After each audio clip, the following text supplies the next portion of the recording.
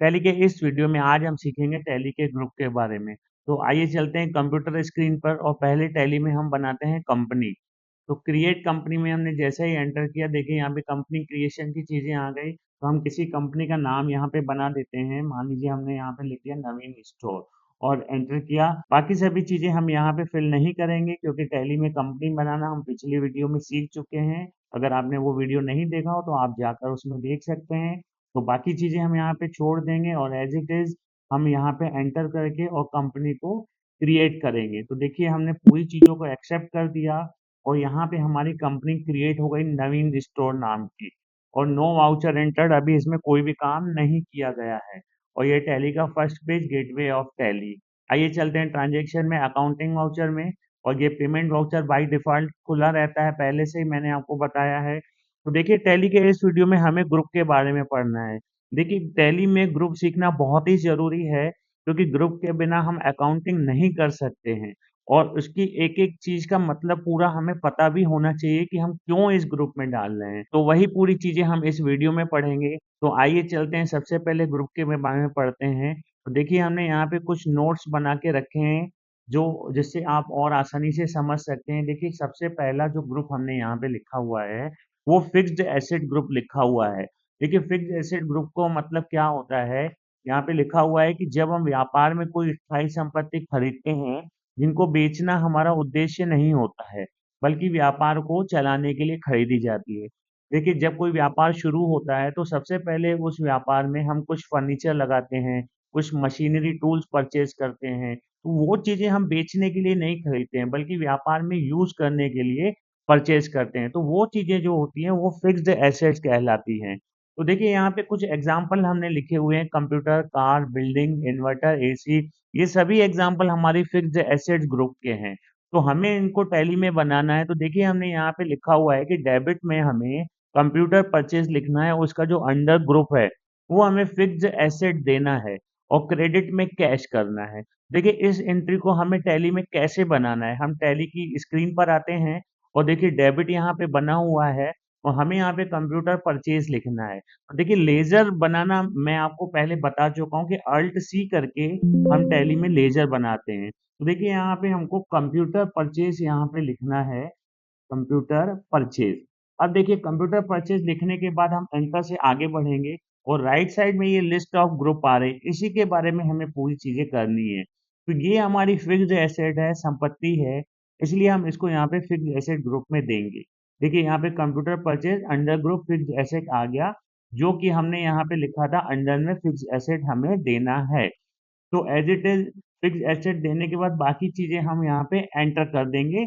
और यहाँ पे पूरी चीजें एंटर करने के बाद इसका अमाउंट लिख देंगे जो भी है। उसके बाद एंटर करेंगे, क्रेडिट में हम कैश करेंगे या चेक से पेमेंट है तो बैंक का नाम लिखेंगे। उसके बाद यहाँ पे नरेशन में किस शॉप से हमने परचेज किया है कंप्यूटर वो लिख सकते हैं कि अमन कंप्यूटर की शॉप से परचेज किया है, या उसका इनवाइस नंबर लिखना हो तो हम लिख सकते हैं। इस प्रकार से नरेशन में ये डिटेल दे सकते हैं और फिर इंटर करके हम इसको एक्सेप्ट कर देंगे। इस प्रकार से हमने फिक्स्ड एसेट दिया। आइए और एग्जांपल करते हैं। देखिए यहाँ पे लिखा हुआ है car purchase, building purchase, inverter purchase, AC purchase. एक दो चीजें हम और इसमें बना लेते हैं। अल्ट सी किया हमने और यहाँ पे मान लीजिए हम बनाते हैं फर्नीचर परचेज। ये देखिए हमने यहाँ पे लिखा फर्नीचर परचेज। अब फर्नीचर परचेज का जो ग्रुप है वो हमारी संपत्ति है, तो इसलिए हम इसको फिक्स्ड एसेट ग्रुप में देंगे। एंटर करेंगे, एक्सेप्ट करेंगे। इस लेजर को बनाने के बाद अमाउंट लिखेंगे। मान लीजिए हमने यहाँ पे लिखा है अमाउंट 20,000 रुपए और क्रेडिट में हम यहाँ पे कैश लिखते हैं। नरेशन में कोई डिटेल देनी हो तो आप दे सकते हैं और बाकी चीजें हम एंटर करते हैं यहाँ पे। ये देखिए हमारे दो लेजर बन गए। थर्ड बनाते हैं अल्ट सी करके, inverter purchase. Inverter purchase enter करते हैं। ये भी हमारी संपत्ति है तो हमको फिक्स्ड एसेट ग्रुप में देना है। ग्रुप बिल्कुल सही देना है हमको, ग्रुप गलत नहीं होना चाहिए हमारा। इन्वर्टर परचेज 8,000 लिखते हैं। क्रेडिट में यहाँ पे कैश आ गया, एंटर किया और एंटर किया। यहाँ पे आप लिख सकते हैं किस शॉप से परचेज किया है आपने या उससे रिलेटेड और भी जानकारी दे सकते हैं। एंटर किया। एक लेजर और बनाते हैं हम अल्ट सी करके और मान लीजिए हमने एसी परचेज किया है तो वो हमने यहाँ पे लिख दिया एसी परचेज और एसी परचेज भी हमारा फिक्स्ड एसेट है, तो फिक्स्ड एसेट ग्रुप में एंटर करेंगे और यहाँ पे हम पूरा एंटर करके इसको एक्सेप्ट कर देंगे। एसी परचेज मान लीजिए 35,000 एंटर किया और क्रेडिट में कैश करते हैं हम अभी एंटर किया। नरेशन में जो डिटेल देनी हो आपको, बिल नंबर, शॉप का नाम, वो आप दे सकते हैं, एंटर किया। इस प्रकार से हमने ये चारों चीज़ों को फिक्स्ड एसेट ग्रुप में दिया। आइए देखते हैं टैली में ये हमें कहाँ पे दिखेंगे। देखिए स्क्रैप किया और हमें ये बैलेंस शीट में एसेट्स वाले आइटम में दिखेगा। देखिए हम बैलेंस शीट में आ गए और एसेट में ये हमें फिक्स्ड एसेट में दिखा रहा है 78,000 का हमने फिक्स्ड एसेट हमारे पास है। एंटर करेंगे। देखिए जो भी हमने संपत्तियां खरीदी उसको हमने फिक्स्ड एसेट में डाला, वो पूरी चीजें यहाँ पे दिखने लगी। AC purchase, computer purchase, furniture purchase, inverter purchase और टोटल अमाउंट भी हमें यहाँ पे दिखने लगा। उस प्रकार से जो संपत्तियां होती हैं उनको हम लोग फिक्स्ड एसेट ग्रुप में डालते हैं। आइए चलते हैं और सीखते हैं दूसरा ग्रुप। तो वापस हम स्क्रैप करके पीछे आ जाएंगे और अकाउंटिंग वाउचर में आ जाते हैं। तो आइए अब दूसरा नंबर ग्रुप पढ़ते हैं हम लोग, ड्यूटीज एंड टैक्स ग्रुप के बारे में। देखिए यहाँ पे ड्यूटीज एंड टैक्स ग्रुप यहाँ पे लिखा हुआ है, इसको हम लोग हिंदी में शुल्क या कर बोलते हैं। देखिए इसमें लिखा हुआ है, इस ग्रुप का उपयोग जब हम व्यापार में गवर्नमेंट को किसी टैक्स का पेमेंट करते हैं तब करते हैं। मतलब गवर्नमेंट को कोई भी टैक्स हम पे करेंगे तो उसको ड्यूटीज एंड टैक्स ग्रुप में देंगे। देखिए GST tax, IGST tax, TDS tax, professional tax, ये सब टैक्सेस हैं। तो इसको जैसे हमने फर्नीचर को फिक्स्ड एसेट में डाला, यहाँ पे इन चारों को हम यहाँ पे under group duties and tax में देंगे और बाकी चीजें बिल्कुल सेम रहेंगी। आइए इस एग्जांपल को हम टैली में बनाते हैं, जीएसटी टैक्स पेड। देखिए यहाँ पे हम टैली में आ गए और डेबिट में आ गए, यहाँ पे पेमेंट में एंट्री होगी क्योंकि हमारे पैसे जा रहे हैं। अब यहाँ पे लेजर बनाने के लिए simple alt C button press करेंगे। ये देखिए अल्ट सी बटन प्रेस किया। अब हमें यहाँ पे बनाना है GST tax paid, GST tax paid. अब देखिए जीएसटी टैक्स पेड का नाम लिखने के बाद यहाँ पे देखिए लिस्ट ऑफ ग्रुप आ गया। अब यहाँ पे हमारी ये टैक्सेस है तो हम simple duties and tax group हमें यहाँ पे दिख रहा है, तो ड्यूटीज एंड टैक्स ग्रुप में हम यहाँ पे एंटर करेंगे और बाकी चीजों को हम एज इट इज एंटर करेंगे। तो जिस प्रकार से टैक्स का लेजर कभी भी बनेगा उसको हम लोग ड्यूटीज एंड टैक्स ग्रुप में देंगे। एंटर करते हैं हम यहाँ पे, अमाउंट लिख देते हैं जो भी अमाउंट हमें देना हो। क्रेडिट में कैश लिखते हैं, एंटर किया, पूरा एंटर किया। नरेशन में हम चालान की डिटेल या टैक्स कौन से पीरियड का जमा है वो लिख सकते हैं हम यहाँ पे और यहाँ पे एंटर किया। ये हमारी एंट्री एक्सेप्ट हो गई। और एग्जांपल करते हैं हम लोग इसके। देखिए जीएसटी टैक्स हो गया, IGST tax, TDS tax, professional tax. तो हम सेकंड नंबर बनाते हैं आईजीएसटी टैक्स का लेजर, अल्ट सी किया हमने यहाँ पे, आईजीएसटी टैक्स एंटर किया, ड्यूटीज एंड टैक्स में आ गए। अब यहाँ पे अदर रहने देते हैं, एक्सेप्ट किया हमने। अब आईजीएसटी टैक्स का अमाउंट डाल दिया हमने, मान लीजिए यहाँ पे 3000, एंटर किया। क्रेडिट में कैश लिखेंगे, एंटर किया। नरेशन में डिटेल देनी हो तो दे सकते हैं और फिलहाल हम इसको एंटर करके और एक्सेप्ट करते हैं। थर्ड एंट्री करते हैं हम लोग टीडीएस टैक्स। देखिए सिंपल सा टैक्स जब लिखा है तो हमें समझ जाना है कि इसको ड्यूटीज एंड टैक्स ग्रुप में हम देंगे। एंटर किया, अमाउंट दिया हमने यहाँ पे और क्रेडिट में हमने यहाँ पे कैश कर दिया, एंटर किया और इसको भी एक्सेप्ट कर दिया। अब लास्ट लेजर और बनाते हैं हम यहाँ पे अल्ट सी करके, प्रोफेशनल टैक्स, एंटर किया, ड्यूटीज एंड टैक्स में दिया, एंटर किया, पूरा यहाँ पे हमने इसको एक्सेप्ट किया। अमाउंट लिखा हमने 2000, एंटर किया और क्रेडिट में हमने लिख दिया कैश। इस प्रकार से ड्यूटीज एंड टैक्स में जब कोई टैक्स का लेजर बनाते हैं या गवर्नमेंट को कोई टैक्स पे करते हैं तब देते हैं। तो आइए देखते हैं इसको। स्क्रैप किया, बैलेंस शीट में आ गए हम लोग यहाँ पे और देखिए यहाँ पे ये करंट लायबिलिटी है, उसके अंदर ये ड्यूटीज एंड टैक्स का ग्रुप आ गया। यहाँ पे एंटर किया। देखिए पूरी जितनी भी टैक्सेस हमने ड्यूटीज एंड टैक्स में दी थी वो पूरी चीजें यहाँ पे आ गई, GST tax, IGST tax, professional tax, TDS tax. इस प्रकार से टैक्स को हम लोग ड्यूटीज एंड टैक्स ग्रुप में देते हैं। आइए स्क्रैप करके पीछे चलते हैं और अकाउंटिंग वाउचर में आ जाते हैं वापस हम लोग। तो अब यहाँ पे हमने दो ग्रुप सीख लिए, फिक्स्ड एसेट और ड्यूटीज एंड टैक्स ग्रुप के बारे में।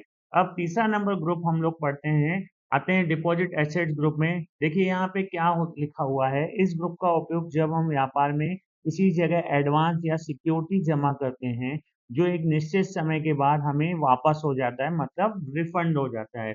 मतलब देखिए क्या होता है कि बिजनेस में ऐसी बहुत सारी जगह होती है जहाँ हमें एडवांस पेमेंट देनी होती है।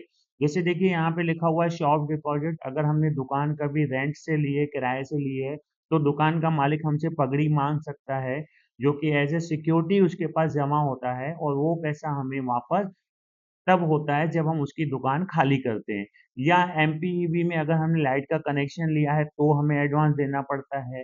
जब कनेक्शन हटवाएंगे तो हमें रिफंड हो जाएगा। या बिजनेस में कोई एजेंसी हमने ली है वर्क करने के लिए, तो कंपनी हमसे एडवांस पैसे मांग सकती है, और जब हम एजेंसी को छोड़ देंगे, कंपनी को छोड़ देंगे, तो वो पैसा हमें वापस रिफंड हो जाएगा।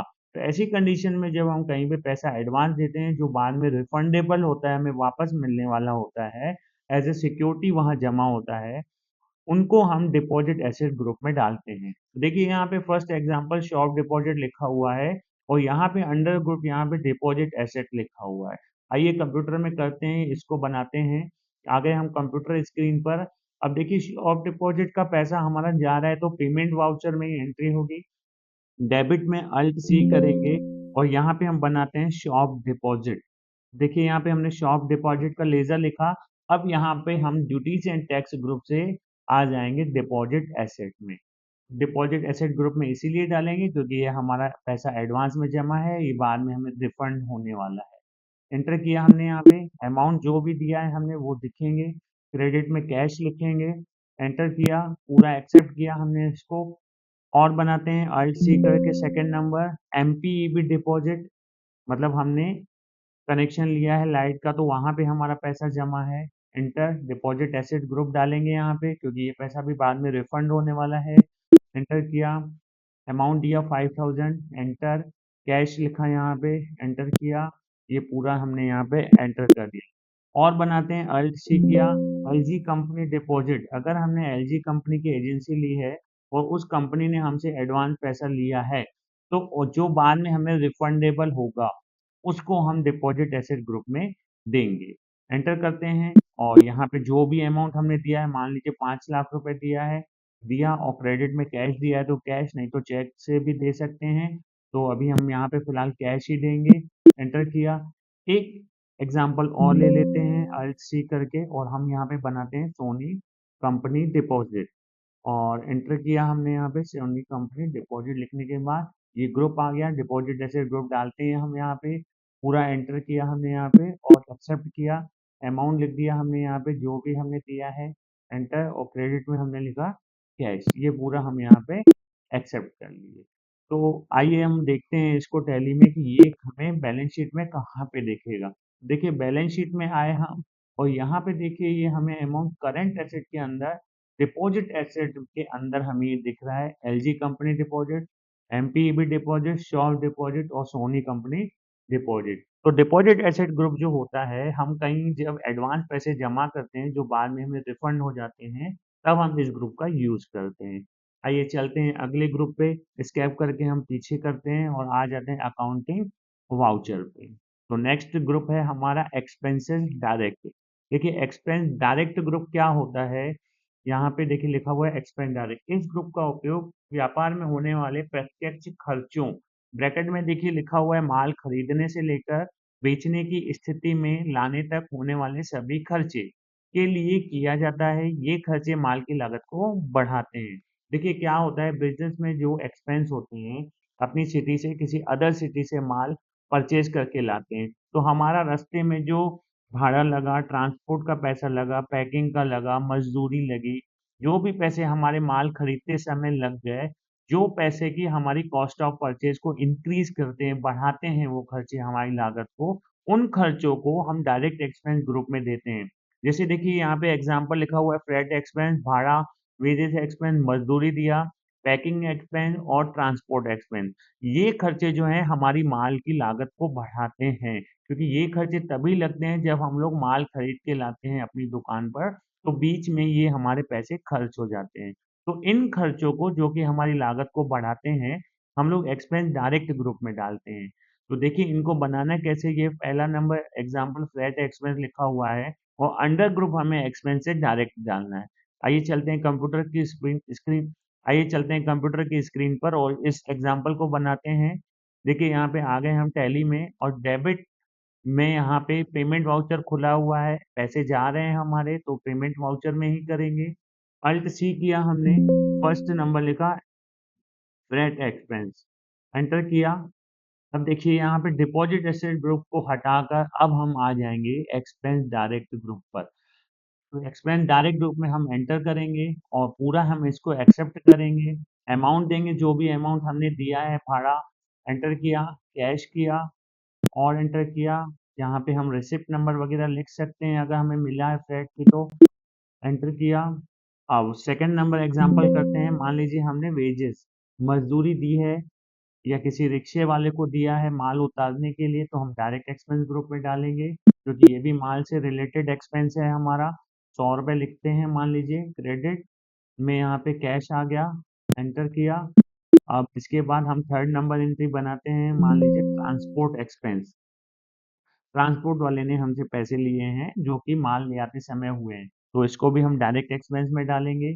एंटर किया, मान लीजिए 2000 लिया उसने हमसे, एंटर किया, कैश लिखा, एंटर। और मान लीजिए कोई भी ट्रांसपोर्ट का नाम है तो वो हम लिख सकते हैं।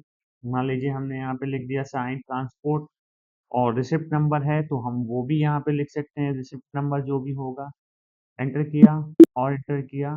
एक एग्जांपल और करते हैं हम, अल्ट सी किया और यहाँ पे हमने लिख दिया पैकिंग एक्सपेंस, और पैकिंग एक्सपेंस लिखने के बाद हमने यहाँ पे एंटर किया, डायरेक्ट एक्सपेंस ग्रुप डालेंगे, एंटर किया यहाँ पे और अमाउंट लिख दिया हमने मान लीजिए 300, एंटर, एंटर किया, यहाँ पे हम कैश कर दे रहे हैं। तो इस प्रकार से ये हमारी पूरी एंट्री हो गई डायरेक्ट एक्सपेंस में। आइए देखते हैं, स्कैप किया। अब देखिए एक्सपेंस के जो लेजर दिखेंगे वो प्रॉफिट एंड लॉस में दिखेंगे क्योंकि उससे प्रॉफिट पे इफेक्ट पड़ता है। तो देखिए ये डायरेक्ट एक्सपेंस आ गया और इसके अंदर हम एंटर करेंगे तो पूरी डायरेक्ट एक्सपेंस जो भी हमने दिया है वो यहाँ पे शो कर रहे हैं। तो डायरेक्ट एक्सपेंस ग्रुप जब हम माल खरीद के लाते हैं तो जो भी रास्ते में हमारे पैसे खर्च हो जाते हैं उनको हम लोग डायरेक्ट एक्सपेंस ग्रुप में देते हैं। आइए चलते हैं पीछे, स्कैप करके आ गए हम पीछे अकाउंटिंग वाउचर में। ये देखिए हम आ गए अकाउंटिंग वाउचर में और अब पढ़ते हैं हम टैली का अगला ग्रुप, एक्सपेंसेस इनडायरेक्ट।